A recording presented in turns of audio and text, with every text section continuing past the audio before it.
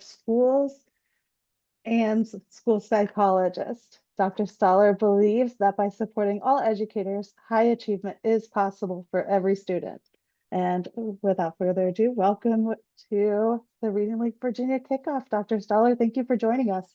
Thank you so much, Kelsey. And thank you to all of the TRL Virginia board members who work tirelessly behind the scenes as volunteers to support all educators in your state. It's an honor to be here with all of you today. We're going to do a little quick tour through the book that Sarah Brown and I recently wrote, MTSS for Reading Improvement. It was the focus of the National Reading League chapters book study this past summer, and all of those events throughout the summer were recorded, so you can access those. But what I'd like to do here today is give you sort of a flavor of the big ideas in the book so that you can perhaps get interested in reading more, but also bring forward any questions that you have. And I'm going to ask Kelsey and Erin, if it's not too much, because I know she's running the slideshow, other board members maybe to watch the chat. If there are questions, I'm going to leave just a few minutes towards the end for those.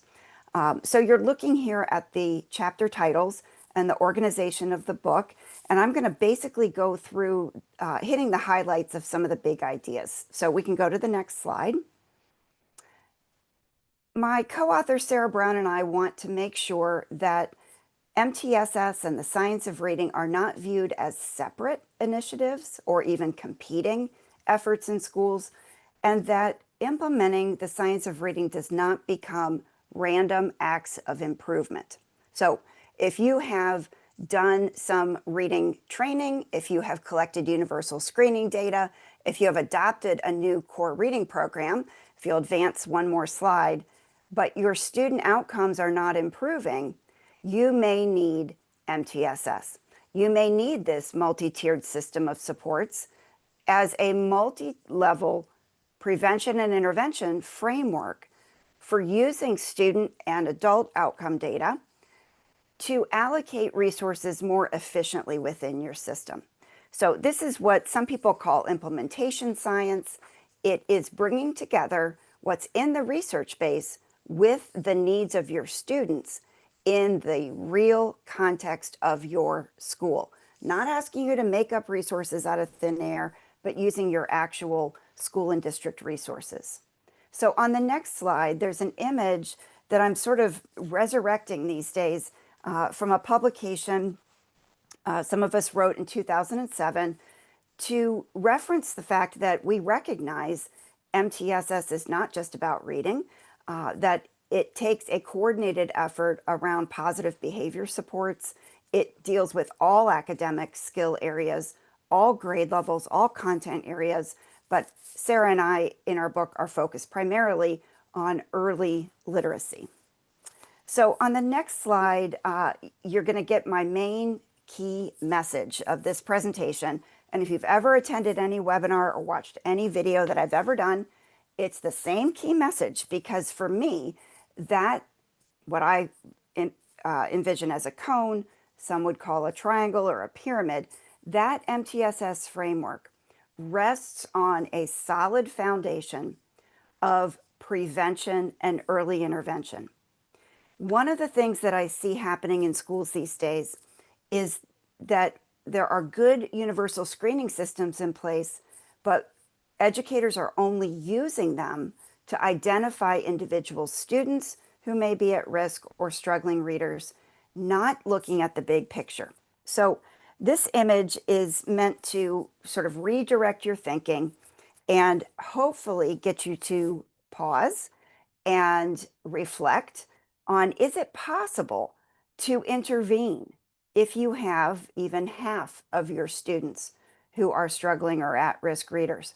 You may be currently feeling a little overwhelmed trying to intervene with as many students as are performing below expectation on screening. So the alternative is to first and foremost consider that Tier 1 instruction.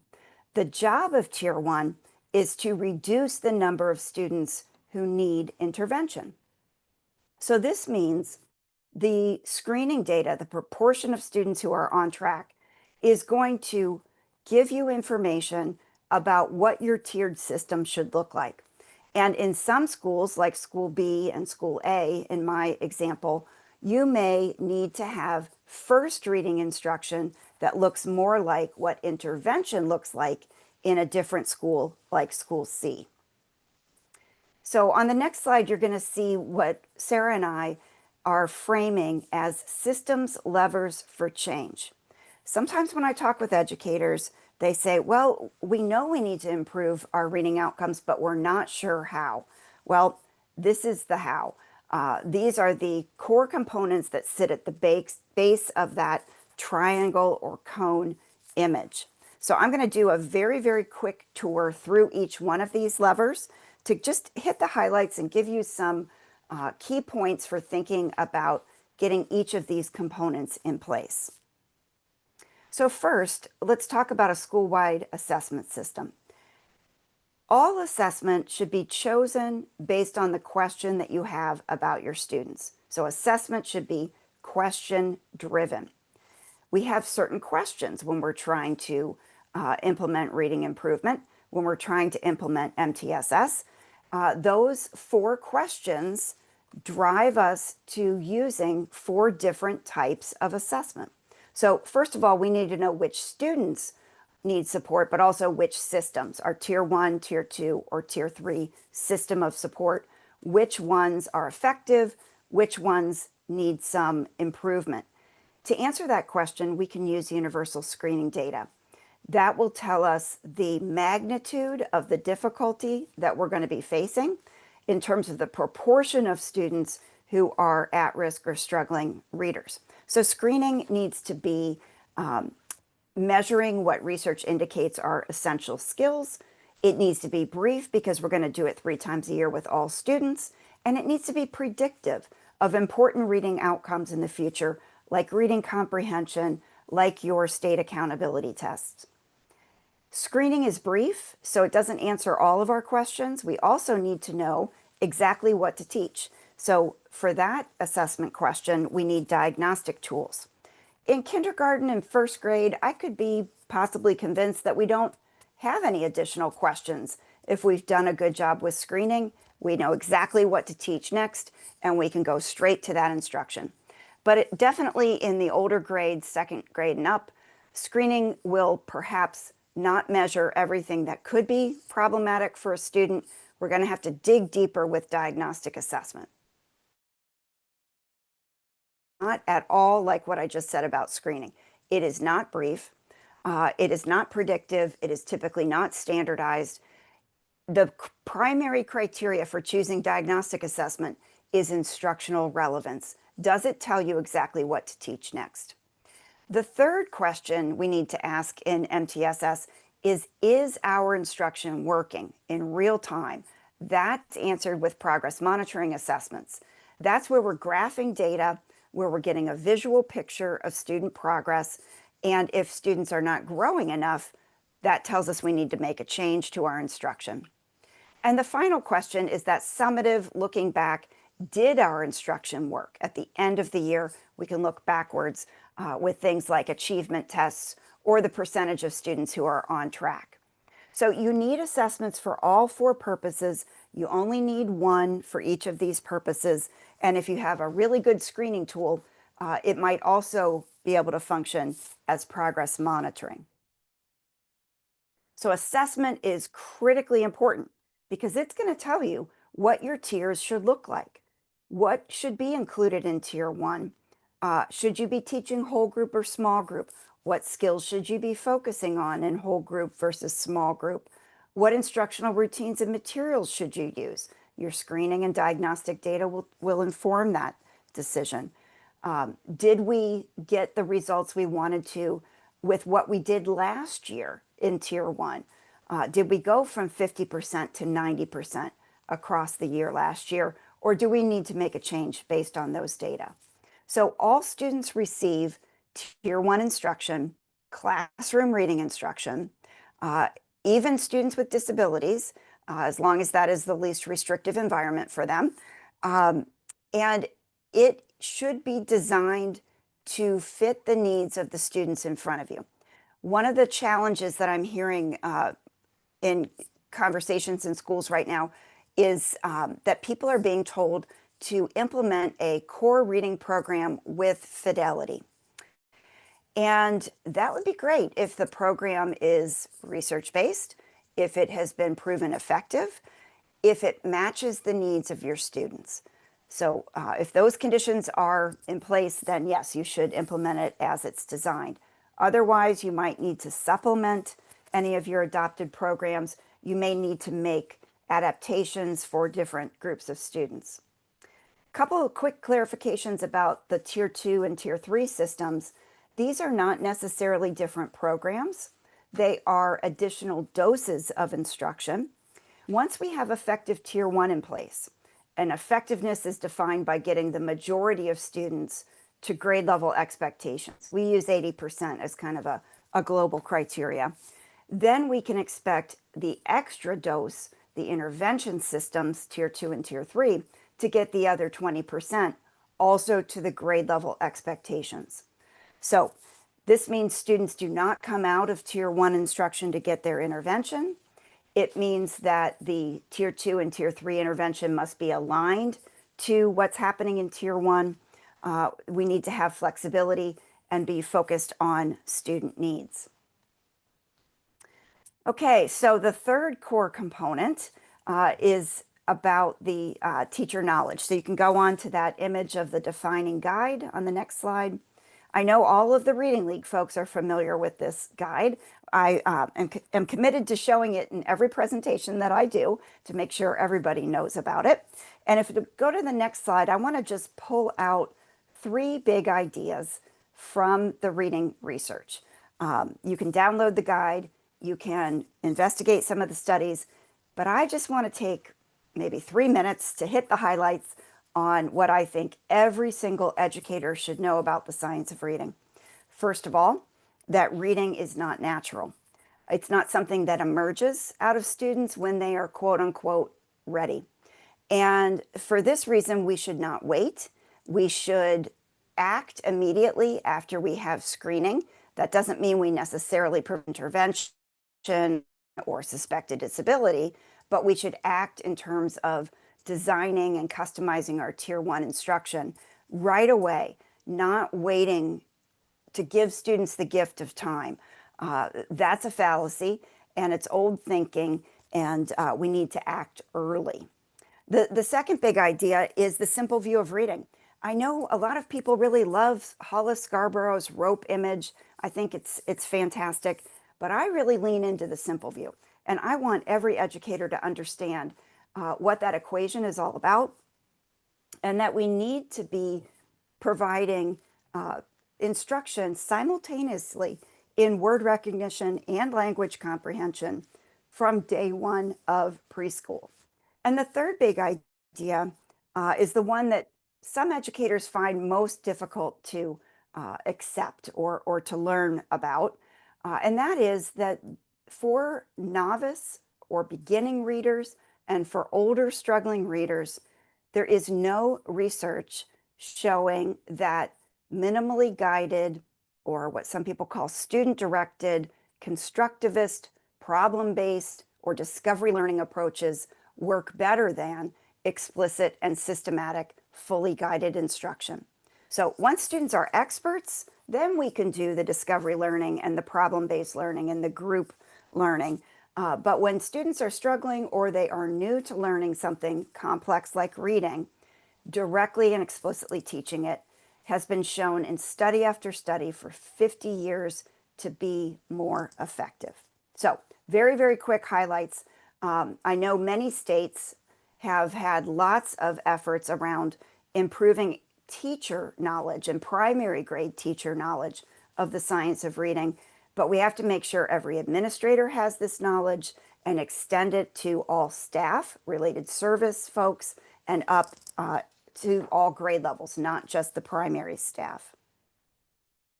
So the fourth component in MTSS is teaming, leadership teams across the entire cascade of the system. district teams, building teams, and grade level or at the secondary level content area teams who are all using a problem solving process that I'm going to introduce you to next, all using data in a structure, the same structure, to talk about building the tiers of support. So none of those teams are talking about individual students. The grade level team, the building team, the district team, they're talking about engineering that tiered system of support. One of the great things about MTSS is we don't have to have individual student conversations until we are moving from tier 2 to tier 3. So that's when those student teams come into play. So if you'll go to the next slide, this is the visual from the book of that problem solving process. You might be familiar with this as database decision making, database individualization, plan, do, study, act, or even just the scientific method, because that's what this is, asking and answering questions. In the book, we chose to call it the collaborative improvement cycle to make a connection to school improvement, which is how we view MTSS. But the big idea here is that no matter what level the team is functioning at, they are using this same process. This is the beauty of MTSS. Everybody is trained in and coached in and thinking about approaching these gaps between expected and actual performance in the same way. This is a huge time saver, and it's what I don't actually see happening in enough schools. So if you don't have a decision-making process used in your team meetings, this is something that you could consider taking on to improve the effectiveness of your work. So on the next slide, I've included an example of what I call writing an intervention for your system, because many of you might be familiar with doing something like that collaborative improvement cycle to write an intervention plan for an individual student. It's the process we use when we write IEPs. But have you ever thought about writing an intervention for your grade level or for your entire school? So again, defining the gap between expected performance and actual performance, and then digging in and analyzing why might that problem be happening, using the simple view of reading to inform those questions, collecting data, generating a hypothesis about why that gap is happening, and then writing an action plan for that grade level based on that thinking. So maybe this is a stretch for folks. Hopefully this is something you're willing to think and talk more about. Okay, so let's go ahead to the next slide and just wrap up in terms of a little bit of a summary. We have a vast body of evidence collected from many disciplines, outside even of education,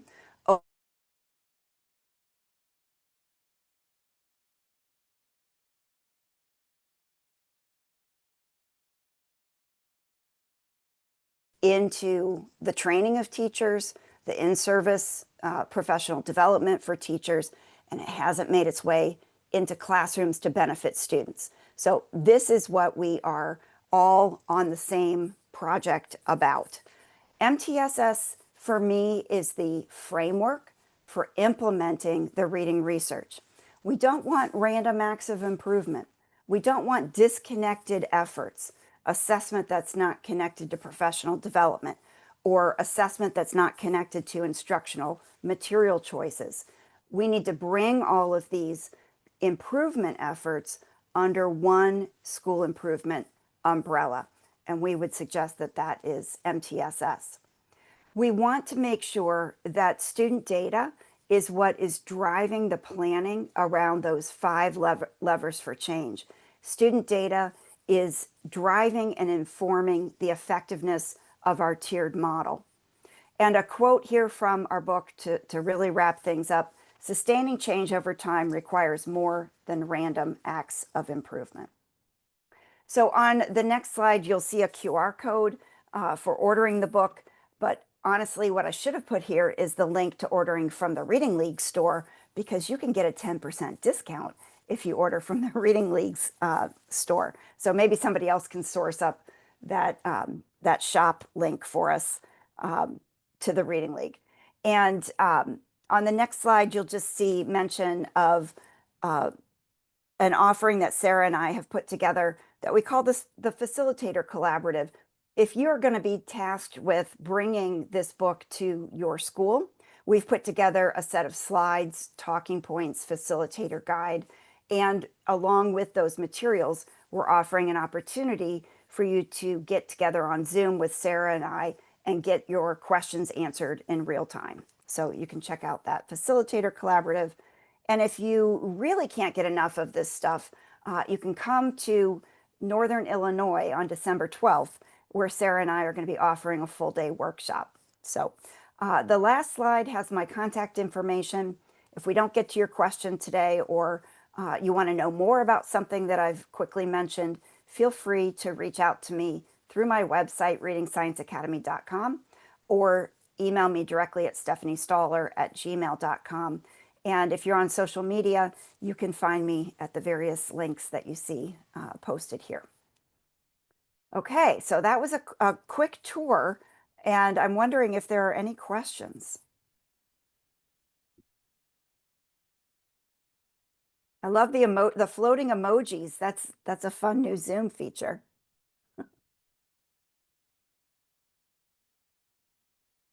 I did not, excuse me, I did not see any questions in the chat, but I did make sure to share the defining guide as well as the shop link in the Excellent. chat. So that's there for everyone if you need that.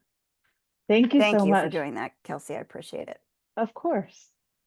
All right. Well, I'm really excited to be partnering with Whole Phonics to offer this session tonight. So I can't wait to hear what they're going to share with us. Thank you. That's very, very kind of you. And thank you not only for your time tonight, but for all the amazing work you've done in this field. And we really, really appreciate it. Oh, right back to you and your team at Whole Phonics doing great work. We are honored to be supporting this event tonight and the TRL of Virginia. Such a great community, such a great organization, great for teachers all around the state. My name is Kendall Nichols, and I'm here representing Whole Phonics tonight. Next slide. Thank you. Thank you. All right. So Dr. Stollar tonight talked about her work with MTSS for literacy, and she highlighted the importance of a structured, data-driven approach to reading instruction for meaningful outcomes. And Whole Phonics decodable books align naturally to this framework. Thank you. Our texts follow a cumulative phonics scope and sequence, teaching new patterns while revisiting previously taught ones, mirroring the step-by-step explicit approach of MTSS. The Whole Phonics decodable books are designed to help beginning readers reinforcing phonics skills through engaging stories, which we all know our kids really, really, really want. As children learn new phonics concepts, these books help enable them to apply those skills within a true narrative arc, enhancing decoding and comprehension, which goes back to the simple view of reading, that the comprehension piece is still very, very important. We're also aligned. Oh, sorry, if you can go back one slide. Sorry. We're aligned with CKLA and Benchmark, which are two systems that we know are big in Virginia. On our website, we've got these amazing, easy to read alignments. So for example, if you're using CKLA, you can see that in Unit 1, Lesson 6 is a perfect place to insert our Level 1 book, Zach's Pal. And similarly, if you're using Benchmark, Unit 1, Lesson 1, their goals align with our goals as well. Next one. And we're Virginia approved. So we are an approved resource for instructional and supplemental program. Thank you. All right. And seeing is believing. So today we do have a special guest. The author, Jill Lauren, will be joining us. But one thing I want to share about our books is we hear about all the time about how teachers love them. And they love them because inside, right in the front page, there's a quick, easy lesson guide that targets the sounds, the high frequency words. It gives a summary, vocabulary, and comprehension questions. Teachers love them because they are very sustainable and than more typical decodable books. They're durable, they feature vibrant artwork, as you can just see from the cover, and they include relatable, diverse characters. So moving forward, Jill, would you like to share?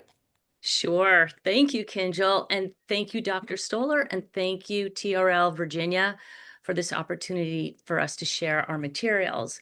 I know that we're all aligned. I know that we understand the importance of this kind of foundational practice where children are learning phonics and then having a place to apply it. So we thought we would just quickly share with you what that looks like in terms of one of the decodable books from the whole phonics level 1 series. So this book focuses on the short E sound eh. You will see that sound repeated throughout the book, but just as importantly, you're going to see that that the story is actually a story with a beginning, middle, and end. And we are encouraging our students before they even open up the book to make a prediction about what could be happening. It's not hard to see from this cover that this child loves her little bed, and most likely will have trouble getting up. So let's read through, and we'll do it quickly. But here you can see all the short E words. Meg is in bed. She will not get up. Meg loves to be in bed. And by the way, that other page was where we had the list of instructional components that Kinjal had mentioned. Thank you. And then mom is telling Meg, get up, the cat has to be fed. And Meg tells mom, not yet, I love my bed. So already we see the problem. And, mom tells Meg, get up, Jet has to be fed. And Meg yells, I'm not well. And you can see the pictures, like there's Jet, like, hey, I need to eat. And mom is like, you are well, Meg, you have to get up. You see that look that moms give, like, And the pictures enhance the story, the text, but in no way could a child predict the text because, well, we don't talk in decodable text. So the text is designed to really, focus on that shorty as well as sharing a story. And Meg yells, but mom, I have a bad leg. I cannot get up. Well, get up, Meg, or I'll get mad. And she goes on, like it goes back and forth. We can skip a page or two. Yes. And so she's got excuses. And now finally, Jet's like, hey, I really need to be fed. Be my pal. I have to be fed. Get up, Meg. Jet tells Meg on page 11. And then we find out that Meg finally does feed her cat. I love my cat. Again, all those short E words. The cat's fed. Meg and Jet are in bed for a nap.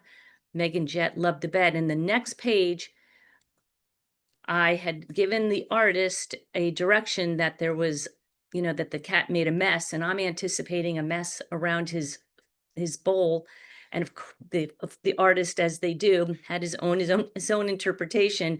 And when I got the proofs back, I was like, uh-oh. And then I asked like 10 teachers, is this okay? And everyone was like, of course, kids will love it. So this is a favorite scene.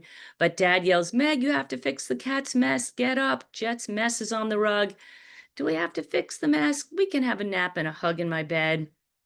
And so the last page, you see, yeah, she'll fix the bed, but not the mess, but not yet, because it's fun to hug Jet. So you could see the emphasis on, really practicing a sound. All the high frequency words that are in this book have been previously taught. You see the repetition of vowels that were taught before because our books are cumulative. We want to make sure that kids are practicing anything they've learned before again and again, because we know that's how we build orthographic mapping. And of course, the goal is not just to do that, but also to show the joy of reading. And those are our two goals. Let's make sure you crack the code and have fun doing so. So there you go.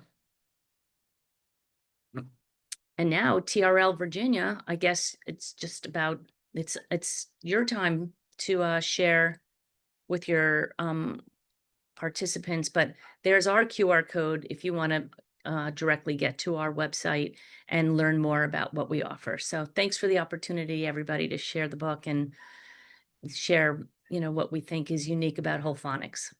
Well, thank you, Jill. And I have to say, those whole phonics decodables are some of the best I've ever seen. Just the engaging pictures and storylines, along with those additional instructional components that you mentioned, and the alignment to some of our resources here in Virginia. So we greatly appreciate whole phonics, and we greatly appreciate you all being here with us tonight, as well as an incredible amount of gratitude for Dr. Stollar for her presentation and being with us. So for our members, we'll roll into our annual membership report. My name is Jennifer Sassano, and I am the past president of the chapter of Virginia Reading League. So this report that we're reviewing is actually from our 24-25 school year. And you see our board members listed here from last year on the slide.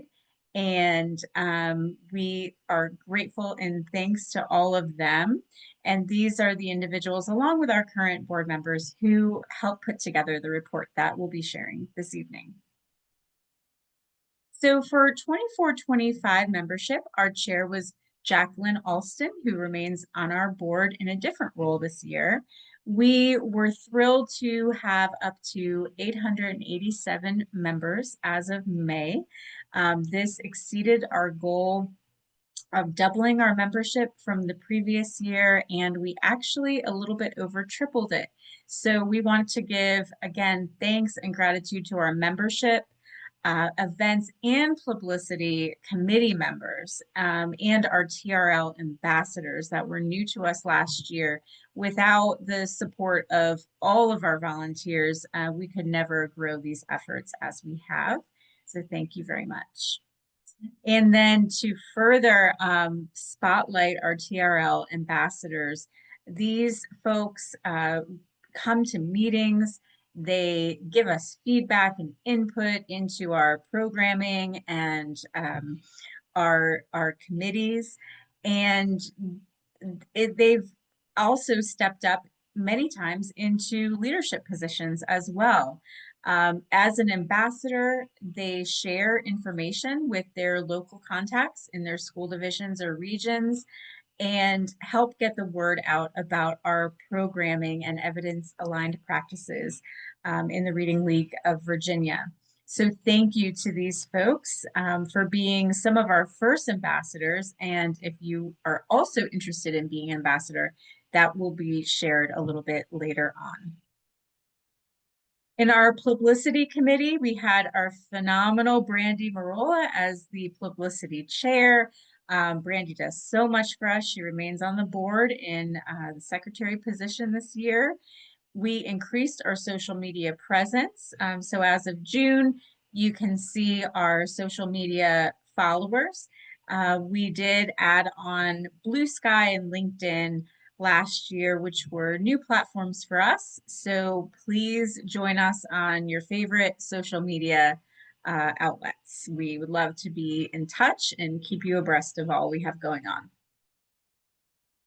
And then we have our website, which hopefully you're all familiar with. And if not, take a chance to check that out. We have information about membership and our board, but also most importantly, our fantastic free open access programming that we've had posted for the past several years. And so if you happen to have missed an event, you can always go to our website and check that out. And then our financial fiscal reports for the year. You can see our opening balance as well as our income and where those totals originated from. And this just shows you some of our expenses. We are honored to be able to have sponsors and provide our membership free of cost, both last year to celebrate the first year of the Virginia Literacy Act, and then continuing on to this year due to our generous sponsor and donation support.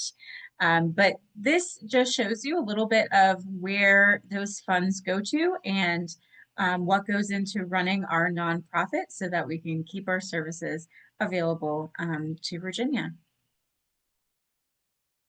And there is our closing balance, which exceeded that of previous years because of those sponsorships that we have been so fortunate to obtain in our partnerships. That really helps us to have excellent programming and also to keep that programming free and open access and our membership open access to all who would like to join.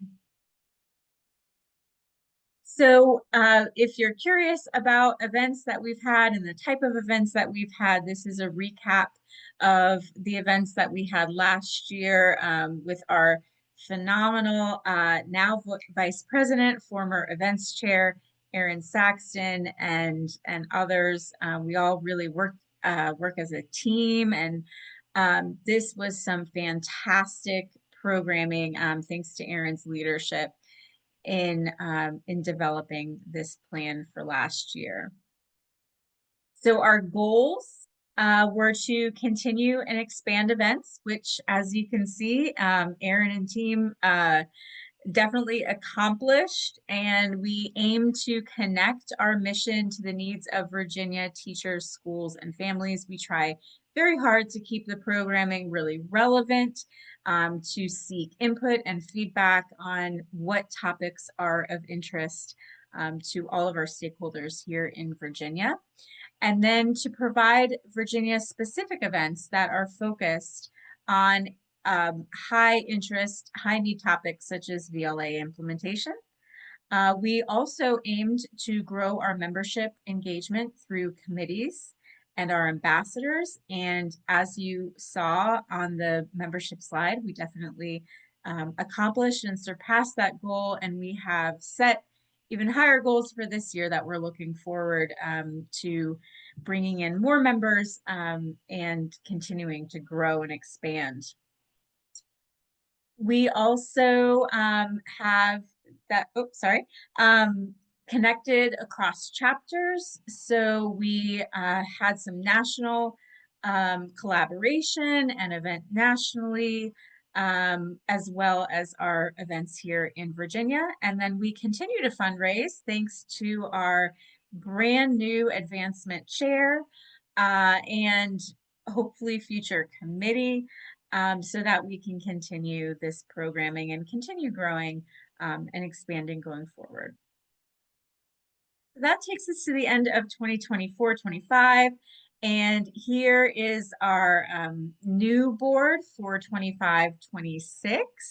So welcome to all of our new board members, and welcome to those who have really put in so much time and effort and have progressed through board members to become executive board members and taken on additional roles and responsibilities.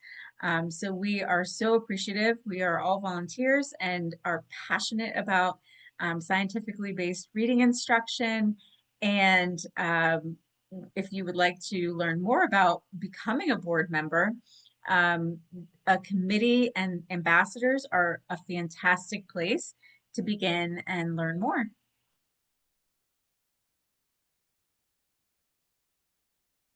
And now we have our apparel and merchandise. There we go, Angie. I'm going to kick it over to you. All right, thank you.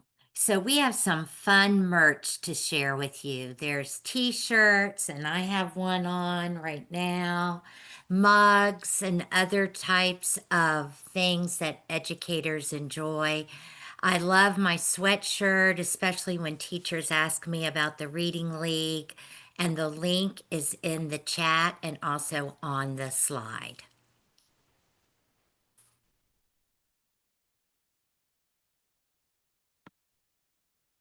As you've heard in the other messages tonight, here at the Reading League of Virginia, we believe that everyone has the right to be literate. We believe that literacy is the doorway to access information, leading to freedom of thought, therefore freedom of choice. If you have not joined or renewed your membership yet, all you have to do is go to our website and click join to register. The registration direct link and QR code are also here on the slide. There are no strings, there's no automatic renewal, it's simply free, like we want literacy to be for everyone.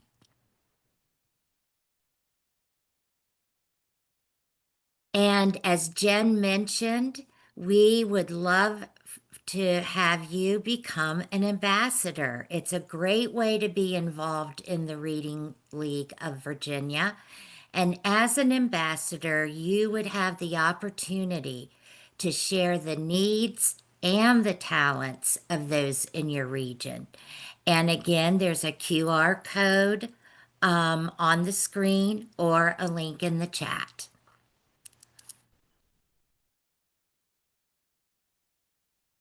And I am going to pass it back to Jen to say our very last slide. Oh, well, thank you so much. And it would be my pleasure to introduce again Kelsey, who kicked off our session tonight, but she is our new president. Kelsey, would you like to thank everyone and say goodbye? Yes, absolutely. Thank you, everyone, for spending your evening with us. And we are honored that you choose to follow the Reading League Virginia and attend our events. And we hope to see you at all future events as well. We are hopeful to provide a certificate of attendance, and that should be coming to your inbox soon. Thank you so much, Kelsey, and wishing you a phenomenal year as president. And all of our board just thanks you and everyone for putting the event together this evening. So thank you again. Thank you for sticking around for our annual meeting, and to Diane Fleming, our new event chair, for putting all of this wonderful programming together for us. Have a great evening, everyone. Thank you, everyone. Have a great evening. Jen, thank you for all you've done for us. Love you. Thank you, everyone.